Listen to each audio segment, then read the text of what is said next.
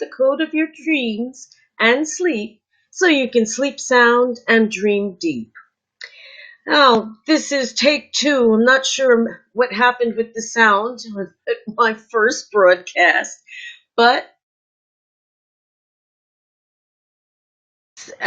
these are three dreams that were dreamt in close sequence to one another, back to back. And children, garden statues, and babies, children feature in these three dreams, but we'll see what the connection is between all of them. The first dream was about a scary little garden gnome. There's little statues of trolls and things that are very popular here in the UK. And this one looks a bit like Mr. Punch, puppet shows. The garden gnome was mainly had black in color in terms of clothing and beard and hair, but there were also touches of red and gold. Now, this garden gnome was a bit special because it had been sent either forwards or backwards in time by the dreamer's mother, who is in spirit, and the dreamer felt that there was some kind of connection to reincarnation with this garden gnome. So that's dream number one. Dream number two featured an award ceremony that the dreamer attended with some of the kids from a judo academy that he attends regularly.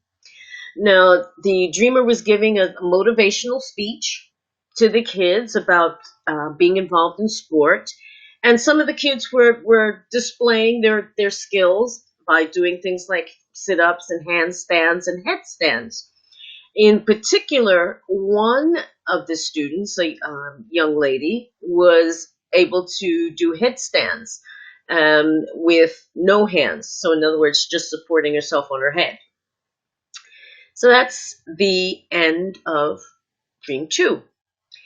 Now, dream three was interesting, totally different environment. The dreamer was at a staff meeting of some kind that was being chaired by the new operations manager, who was a woman.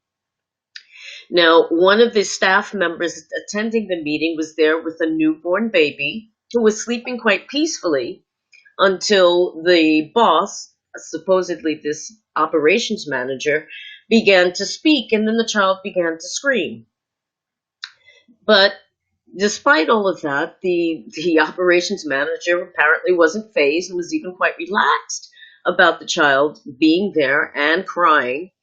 But there was no kind of issue from there, and the dream ends. So you have three very different dreams, but let's see as we go through the dreams what the possible connections might be between the three of them. For the first dream, there's this garden gnome, this garden statue. What do garden gnomes represent for the dreamer? I'm not particularly fond of garden gnomes, but they are very popular, and some of them can be quite funny. But what in particular do they represent for the dreamer? Now, the dreamer said that they felt that this garden gnome had been sent forward or backwards in time by his mother. And I wonder, is this a garden gnome that actually existed, perhaps in the dreamer's childhood?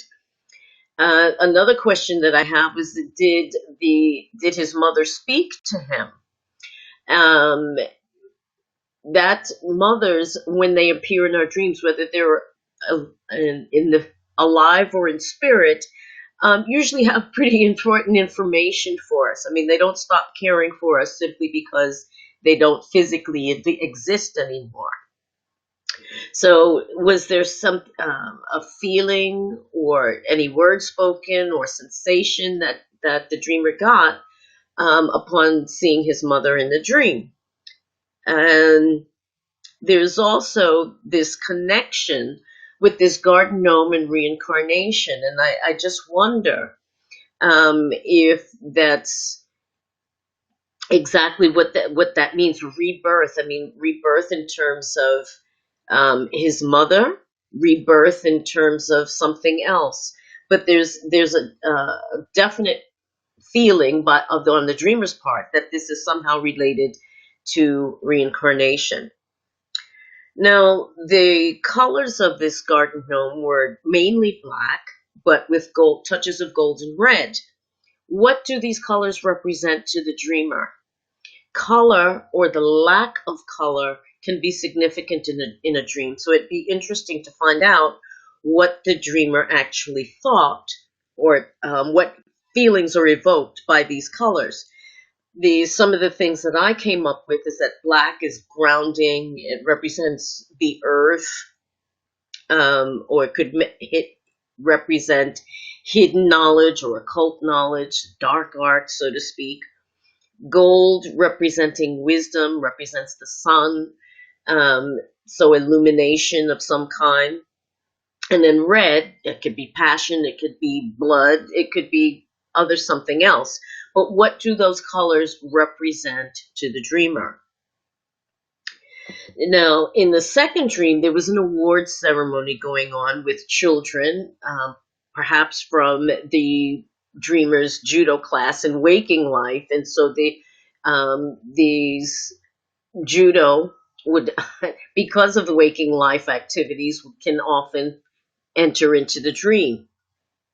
So the dreamer was giving a motivational speech to these young children, or children anyway, about participating in sports activities of some kind.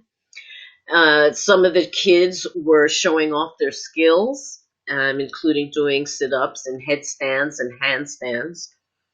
And the dreamer in particular noted that one of the judo students, a girl, was particularly able to uh, do headstands where she's supported no hands, just her head. So, and I wonder what that means for the dreamer. What came up for me with that was that things were being turned on their head, that things were being turned upside down. And I wonder if there's some um, part of the dreamer that feels that their life is being turned upside down in some way, or things are being turned on their head, excuse me, in some way in their waking life. So that's dream two. And finally, we come to the third dream, where it's a very different environment. The dreamer is at a staff meeting of some kind, where the chair is a new operations manager who's a woman. Now, interestingly enough, one of the staff members at the meeting had a newborn child with her, who was sleeping peacefully until the boss began to speak. Excuse me. Now, I just wonder if in waking life there's perhaps some changes that are going on at work, some new things, new projects, or maybe the dreamer is having new perspectives on doing things, or new outlook of some kind. Their babies can represent not any number of things, but generally they represent newness or new things, a new project. Could be an actual new baby, but generally something being initiated in its beginning stages.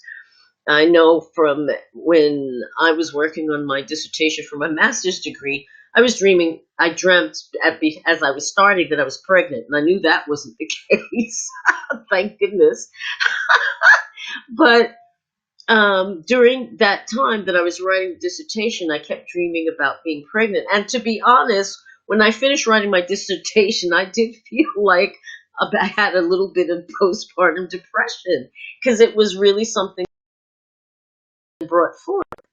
So I put that to the dreamer, that the baby in this case may represent a new way of thinking, a new project of some kind, a new direction. And it's the dreamer's baby that's being talked about or being looked at. Now, the two women that are mentioned in this dream, the one who had the baby and the new boss, are these people that are recognizable in outside life? Do you know them in waking life? With the proviso that though they may look like people in our waking lives, their dreams are about us and are therefore they represent some aspect of ourselves. So if these women do exist in waking life, what aspects of them resonate with you?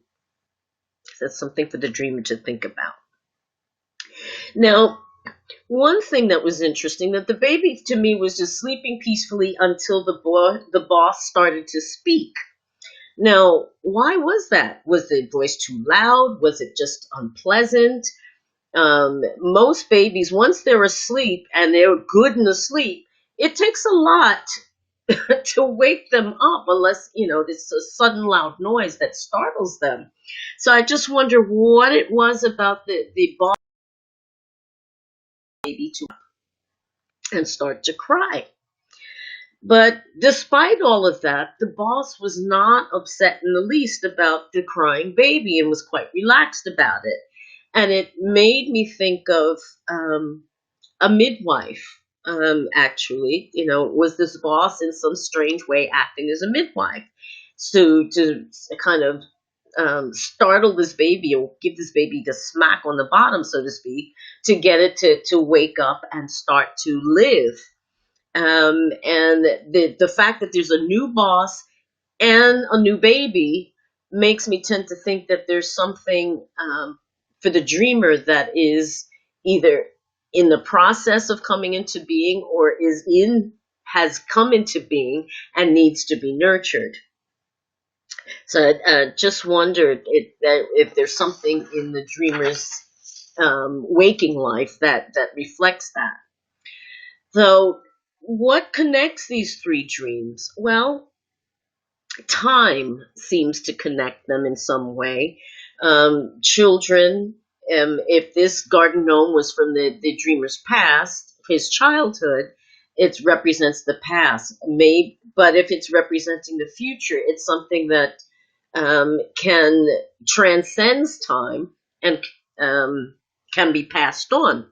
Now, children feature in several of these, well, all of the dreams really. Whether you look at the dreamer as a child with the garden gnome, the children from the judo class who are listening to a motivational speech from the dreamer, and then this baby that is at a staff meeting as going on.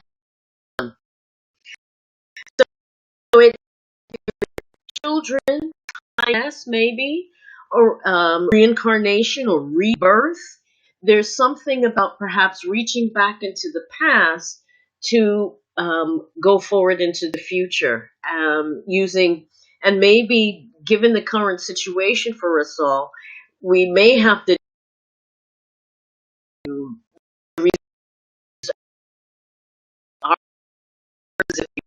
to be a baby for the future, something to think about.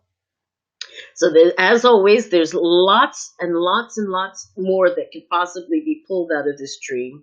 But I'll be very interested to hear from the dreamer, get some feedback as to whether any of these clues have resonated at all, and where what path, garden path, hopefully not, it leads to. Thanks so much for watching and listening.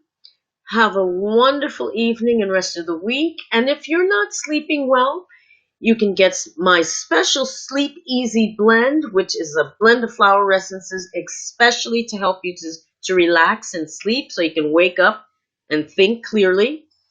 Or if you just like to discuss a dream, you can do that too. You can book a free session at www.meetingwithsheila.com and find out what your dreams are trying to tell you. Thanks again. Have a great evening and weekend. get out and enjoy the sunshine. We're supposed to have a nice few days. And I'll see you again soon. Take care. Bye bye.